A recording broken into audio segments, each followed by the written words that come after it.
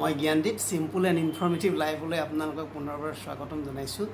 বন্ধুসকল, আজি এনেকুৱা তিনিটা ঘৰুৱা উপায় আপোনালোকৰ মাজলৈ লৈ আহিছোঁ, যি তিনিটা উপায় আপোনালোকে ঘৰতে ব্যৱহাৰ কৰি দৈনন্দিন জীৱনত আপোনালোকে সন্মুখীন হোৱা সমস্যাসমূহৰ পৰা হাত সাৰিব পাৰিব।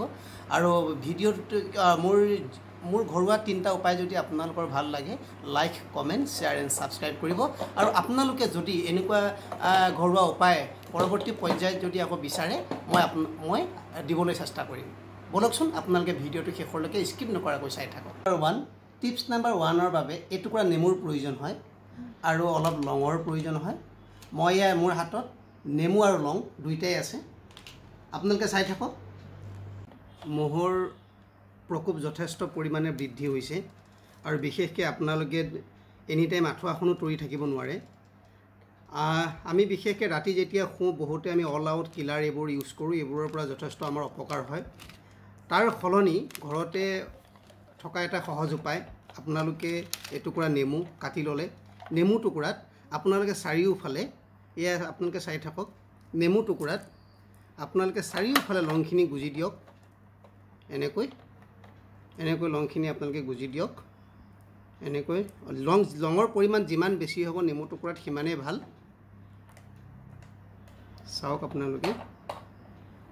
আৰু ৰাতি যেতিয়া আপোনালোকে শুব, বিছনাখনৰ ছাইডত আপোনালোকে এনেকৈ থৈ দিয়ক। আপোনালোকে এটা মৌ আপোনালোকে ৰুমত নাপায়। বিশেষকৈ মই ইউজ কৰি প্ৰমাণ পাইছোঁ কাৰণে আপোনালোকৰ আগত এইটো শ্বেয়াৰ কৰিছোঁ। টিপছ নাম্বাৰ 2 বিষয়ে আপোনালোকক কোৱাৰ আগত মই এটা কথা কৈ লওঁ। যথেষ্ট পৰিমাণে গৰম বৃদ্ধি হৈছে। গৰমৰ দিনত শিশুৰ পৰা বৃদ্ধলৈকে প্ৰত্যেকজন মানুহ আমি ঘামত, আমাৰ দেহৰ পৰা ঘাম ওলায় আৰু ঘামৰ জৰিয়তে আমাৰ দেহৰ পৰা লৱণ ওলাই যায়, যাৰ ফলত আমি পানীৰ অভাৱত ভোগোঁ আৰু আমাৰ চৰম পৰ্যায়টো হৈ গ'ল ডিহাইড্ৰেশ্যনত আমি ভোগা বুলি যাক কওঁ। তাৰ পৰা আমাৰ কি হয়, যথেষ্ট গা দুৰ্বল হয়, শৰীৰৰ বমিটিং হয়, পেটৰ অসুখ হয়, লেট্ৰিন হয়, ডায়েৰিয়া হয়, বিভিন্ন ধৰণৰ অসুখ হ'ব পাৰে। এতিয়া আমাৰ ঘৰতে পোৱা এটা সহজ উপায় ইউজ কৰি পেলাই এই বস্তুটোৰ পৰা আপোনালোকে পৰিত্ৰাণ পাব পাৰে। তাৰ বাবে প্ৰথমতে আমাক এগিলাচ পানীৰ প্ৰয়োজন হয়। আপোনালোকে দেখাই আছোঁ, এগিলাচ পানীৰ লগত মই দেখাই দিছোঁ, এইটো নিমখ আৰু এইটো চেনি। পৰিমাণ ৱাইজত আপোনালোকে দিব পাৰে। এগিলাচ যদি পানী হয়, আপোনালোকে অলপ নিমখ দি দিয়ক, নিমখৰ পৰিমাণটো অলপ কম দিলেও হ'ব। তাৰপিছত আপোনালোকে অলপ চেনি দি দিয়ক। এতিয়া আপোনালোকে এইখিনি এনেকৈ ঘুটি দিয়ক। এইটো চাওক, আপোনালোকে এনেকৈ খুব ধুনীয়াকৈ আপোনালোকে ঘুটি দিয়ক। যেনেকৈ আমি দালিত ঘুটনি মাৰোঁ, ঠিক তেনেকৈ এনেকৈ ঘুটনি দিয়ক। ঘুটি পেলাই আপোনালোকে এনেকৈ খাই দিয়ক। আপোনালোকে খাওক। ইয়াৰ জৰিয়তে আপোনালোকে যথেষ্ট পৰিমাণে শক্তি বৃদ্ধি হ'ব, আপোনালোকৰ দেহত লৱণো ঘূৰি আহিব আৰু ডিহাইড্ৰেশ্যনত যিটো আপোনালোকে ভোগে, গতিকে তাৰ পৰা আপোনালোকে পৰিত্ৰাণ পাব। আৰু যিমান পাৰে আপোনালোকে দিনত দুবাৰ ইউজ কৰিব চেষ্টা কৰক। আৰু আপোনালোকে যদি বোলে ভাবে, কিছুমান অফিচত যায়, এটা ফ্লাক্সত আপোনালোকে পৰিমাণ ৱাইজত বস্তুটো লৈ যাওক, আপোনালোকে ইউজ কৰি চাওক, ইয়াৰ পৰা সুফল পাব। এতিয়া আহিছোঁ টিপছ নাম্বাৰ 3লৈ আহিছোঁ। টিপছ নাম্বাৰ 3লৈ অহাৰ আগত আপোনালোকক মই কিছুমান কথা কৈ ল'ব বিচাৰিছোঁ।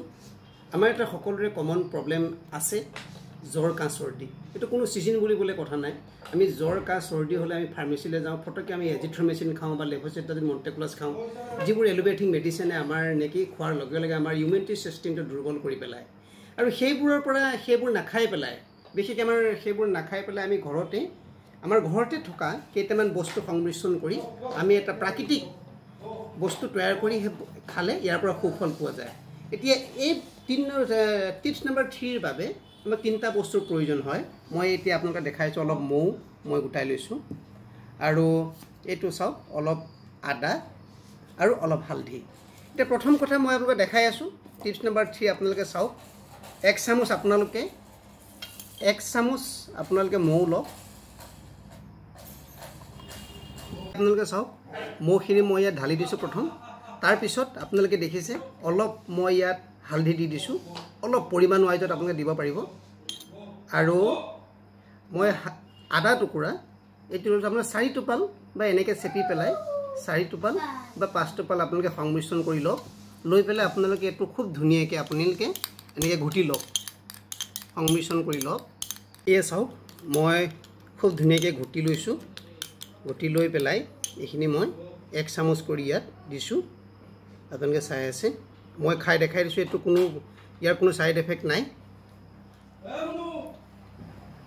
আপোনালোকে ৰাতিপুৱা এবাৰ ৰাতি এবাৰ খাব পাৰে যথেষ্ট সুফল পাব ইয়াৰ কোনো সাইড এফেক্ট নাই আপোনালোকে না ফাৰ্মেসিত যোৱাৰ প্ৰয়োজন নাই এন্টিবায়োটিক খোৱাৰ প্ৰয়োজন নাই আপোনালোকে ৰাতিপুৱা এবাৰ ৰাতি এবাৰ কমসে কম এসপ্তাহ খাওক এসপ্তাহ খাবই নালাগে আপোনালোকে মিনিমাম 3 to 4 days খাওক ইয়াৰ পৰা যথেষ্ট সুফল পাব আপোনালোকক মই ঘৰুৱা যি তিনটা উপায় সেইকেইটা আপোনালোকক দেখালোঁ এতিয়া শেষত মই আপোনালোকক এটা কথা কওঁ আপোনালোকে পানীৰ পৰিমাণটো কেতিয়াও কমাই নিদিব পানী হৈছে আমাৰ প্ৰাণ আৰু পানী আপোনালোকে কেনেকুৱাকৈ খাব আপোনালোকে উতলা গৰম পানী ইউজ কৰিব আৰু উতলা গৰম পানী ইউজ কৰিলে আপোনালোকে বেমাৰ আজাৰ সকলোৰ পৰা মুক্ত পাব আৰু যদি ভিডিঅ'টো আপোনালোকে ভাল পায় like comment share and subscribe কৰিব ধন্যবাদ